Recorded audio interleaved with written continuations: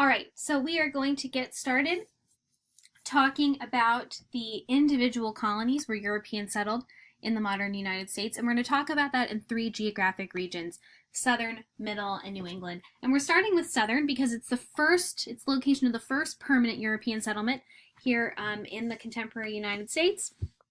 And also, it's where Virginia is, so it's the perfect place to start. Now, there are not a lot of dates that I'm going to require that you know, but one that is pretty darn important is just the year 1607. It's the year that the Jamestown colony is settled in Virginia. So, Jamestown settlers first arrive in 1607. They're coming from England, and they are coming after a series of expeditions in the 1580s had initially found that Virginia was a place where there was a lot of water access, food could grow, and it was believed that there was gold there as well. So Sir Walter Raleigh's the man who actually leads that initial expedition. He's sent by Queen Elizabeth, one of the most badass ladies in European history. Now, Queen Elizabeth never married, so she was often referred to as the Virgin Queen, hence the name Virginia. It was named in her honor. So the Virginia Company in 1606 takes off, heads for Jamestown, and they arrive in the very early spring. So who comes to Jamestown? Well, there's two primary groups of people. Now we have, of course, the ship's captains who are navigating, getting people to Jamestown. There's some soldiers who were sent to defend it.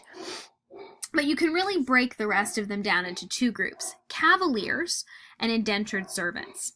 So cavaliers are the people who are wealthy, they're aristocrats, and they've been told, hey, if you go to Jamestown and you settle it, you can have a whole big chunk of land there. But these are not the kind of people who are really used to doing manual labor. So they have a real challenge. They need to figure out how to do the things they've never done for themselves.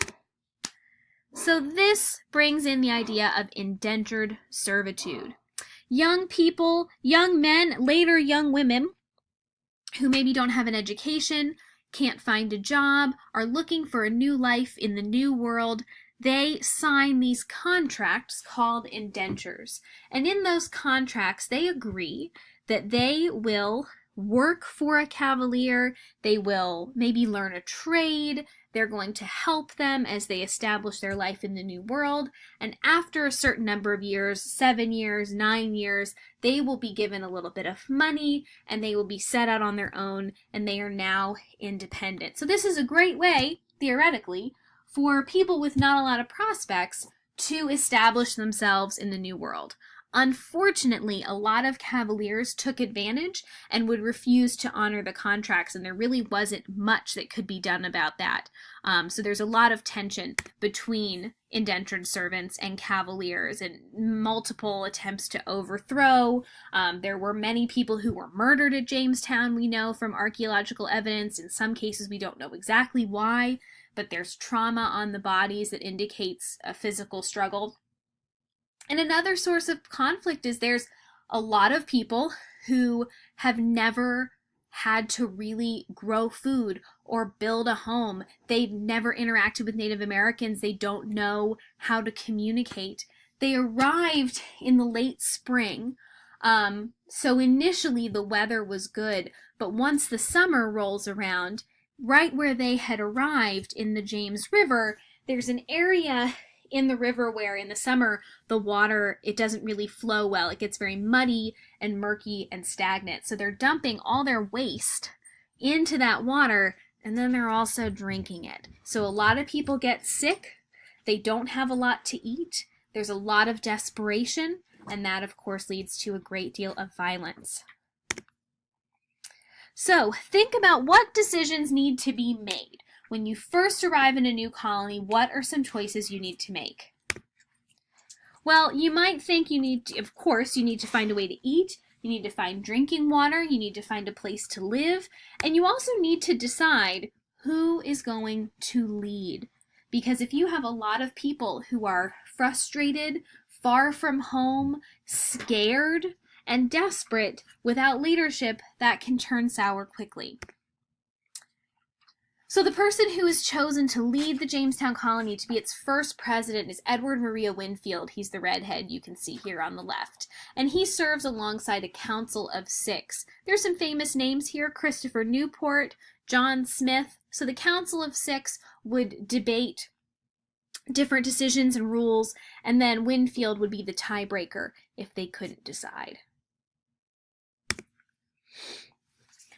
It was a huge disappointment to all of the settlers at Jamestown that they didn't find the gold they thought they were going to find. But on the bright side, the southern colonies did have a number of natural resources that were worth a great deal of money. In South Carolina, the indigo plant was used to produce dyes that would make extremely expensive clothing back in Europe. Deep blue and purple were considered to be colors of royalty, so extremely expensive clothes would be dyed with this South Carolina indigo. Rice also becomes a staple crop that's grown in the Carolinas. It's exported easily. It can store for a long time, so that becomes an important export as well as food source. But the most valuable natural resource in the southern colonies by far is tobacco. Virginia has a complicated history with tobacco and tobacco companies, but it all actually dates back to the Powhatan Indians and their discovery of how to dry and smoke those tobacco leaves. Now, Europeans learned really important life-saving things from the Powhatan Indians, the native tribe in Jamestown. They learned how to grow corn, they learned how to dry out tobacco so it could be shipped back home for a profit. But in exchange, Europeans treated Native Americans with fear, with hostility, and eventually with violence.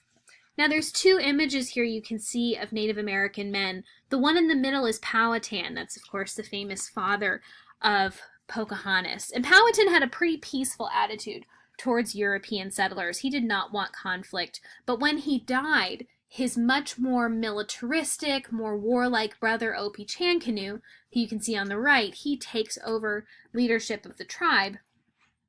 And from there, the relationship between Europeans and the Powhatan becomes very violent. So if you already have this handout on the Jamestown documents, this is a good time to go ahead and get started. Please make sure you write in complete sentences. If you don't have this assignment, you know how to email me. I will send you a copy. All right, now, if you're in class while we're doing this discussion, we are going to do a further comparison of Powhatan and Opechancanough, whose pictures are reversed in this image. I apologize for that. But Powhatan and Opechancanough, 2 very different leaders of the Powhatan tribe that we are going to do a little compare and contrast on. Now, Europeans have negative interaction after negative interaction with Native Americans, and it's because European settlers came with very little, not all, but many, came with very little interest in understanding the Powhatan and a lot of fear. So it only takes a few scared Englishmen wandering off on their own who shoot a Native American because they're scared of them to lead to warfare and conflict.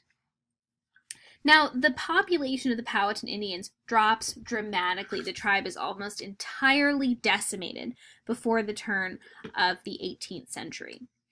And the Jamestown colonists realize if they are going to grow a lot of corn and especially a lot of tobacco, they need a labor source. They have a hard time sustaining a population of Europeans because honestly, everyone keeps hearing how awful it is to live in Jamestown for the first few decades, and not a lot of Europeans want to go. At the same time, people in Portugal and in Spain are beginning to go to West Africa and take slaves, buy slaves, and sell them in North America across the Atlantic. And as the Native American population dwindles, the population of African Americans, of African slaves, grows exponentially. Now, you're going to do a little bit of reading on the Middle Passage. And the Middle Passage is simply the route between West Africa and the New World. And it is a truly horrific experience. So let's take a look. The thing that distinguishes slavery in Africa from Atlantic slavery is race. Europeans set in motion a system of slavery that was predicated on the idea that certain people were marked as enslavable. We've learned a great deal about the Middle Passage in the last 40 years or so. The volume of the trade involved the removal of about 12.5 million people from the African continent. The Middle Passage was the middle leg of a voyage that starts in Europe. The first passage is from Europe to Africa. The Middle Passage is the journey from Africa to America. And then the third passage is the journey back from America to Europe. The Middle Passage could take anywhere from 2 to 3 months. Men and women were separated. Men typically were held in the lower belly of the ship. The roof, if you would, was quite low, probably about 4 feet high. So people couldn't stand. African men were shackled together, and they were packed so closely together in a spoon-like position. And they would stay like that for pretty much the entire journey. You're talking about hundreds of people. You're at 120 degrees. It smells terrible. There are actually people dying around you, which has to be a traumatic experience for everybody on board.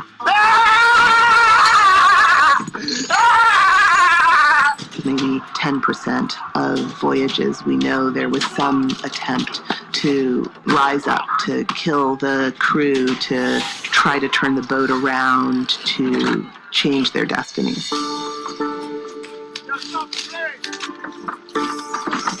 Historians have a hard time capturing what the Middle Passage must have felt like for enslaved men and women. It's a voyage that is deeply disorienting. It's a voyage to a place that you can't anticipate.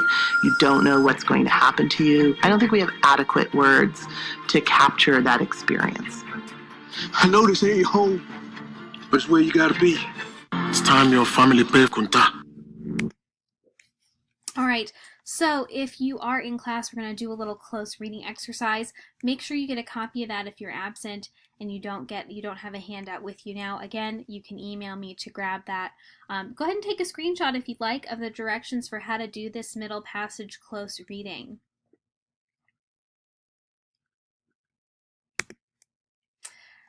So take a look here. We can see graphically the growth of the Black population in the southern colonies from 1625 to 1775. And you'll notice there's a huge jump from 1680 to 1700. So just think about what could possibly be some explanations for that increase.